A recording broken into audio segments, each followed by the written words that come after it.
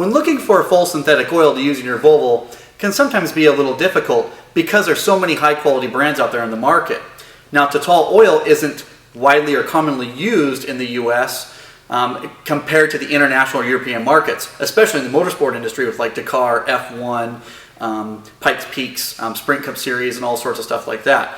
That kind of led me, with my background in the motocross racing industry, how I met Lee Matoli here. He's a Volvo enthusiast. He's owned lots of Volvos previous to this car right here. He did own our Stage 3 car before we did. He put 190,000 miles on it.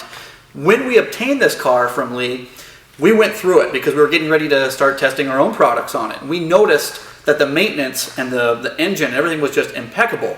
But I knew from my personal relationship with Lee that the car had been tested and put through the trenches. So I went back to Lee and I wanted to know what was he using in the car to maintain the high compression. The compression of the car is perfect. It doesn't use a drop of oil. All the shows and all the thousands of miles that I put on it doesn't use a drop. The car drives perfect. So that's when Lee turned us on to Total Oils, and we're really happy to distribute it for our Volvo customers. So we wanted to bring Lee down a little bit and just talk a little bit about the background on how he found it and why he chose to use it in his own Volvos that he was using for work. So thanks. Hey, Lee. How you doing?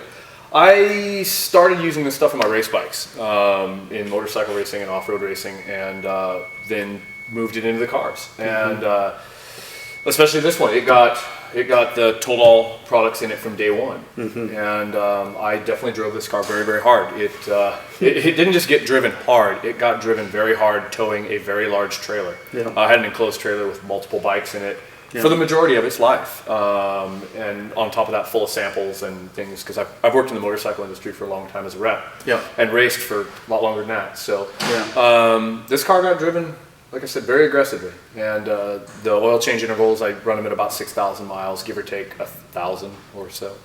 So, but anyway, that's kind of how I came across this. Was the first oil change in my bike proved it was the best oil I'd ever run. So yeah, as far as service goes, after driving it as hard as I have and as many miles as I do, the service was always done with either IPD products and the Total oils, and it was done by either you guys or a North Volvo company, Sandberg.